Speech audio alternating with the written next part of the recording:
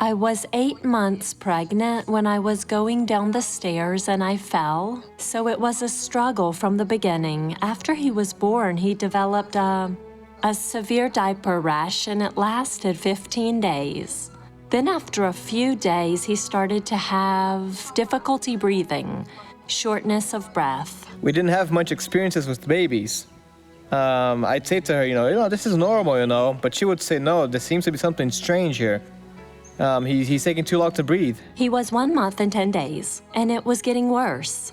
So we took him to the emergency room near our place, and they prescribed nebulization therapy every 3 hours. And every day take him to the health center to receive nebulization, 7 days of treatment. But I did what the doctor prescribed, and he got worse. He was struggling to breathe. But he was not getting better, Then in the morning when my husband got up and I said to him, we have to take him to the hospital because I'm afraid we're going to lose him. Look how he's struggling to breathe. It was hindering the breastfeeding too. When we stepped into the pediatrician's office, he said he needs to be hospitalized. The doctor came and said he has to stay here because his condition is critical. So they did exams.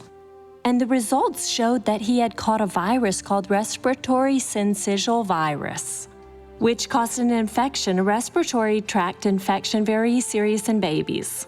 And he could even die. He developed it because of the virus. He was sedated, he slept all the time, his face was swollen, he was being fed by a tube. The only reason I didn't get desperate was because I already knew the word of God, and I said, Lord, please hear my cry to you.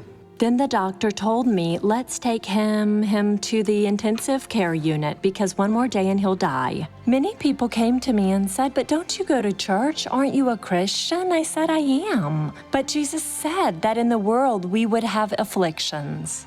And I will continue to trust God. I would read the Bible every day, always Psalm 121. That's when I discovered my strongest faith. I realized I had a very strong faith, a mother's faith. My first and only grandchild. You're not taking my grandson. God told me make him a sponsor of the church.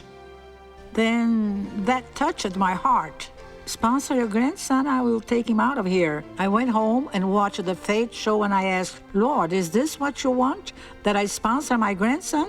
And exactly that day, Dr. Soares said like this, you at home who has a child in hospital, sick, you want to sponsor this child? So write down your name / the name of the child and God will take him out of hospital. I felt that the Lord had touched her heart so that she could become a sponsor in a question of 4 days. They removed the feeding tube.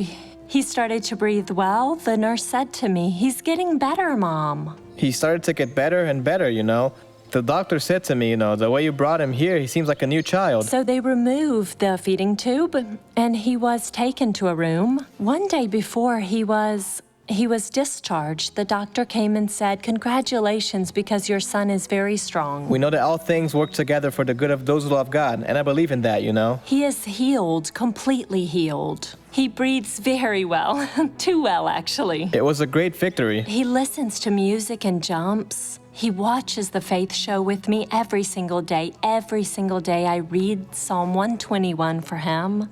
God gave me a new child. That is beautiful, brethren.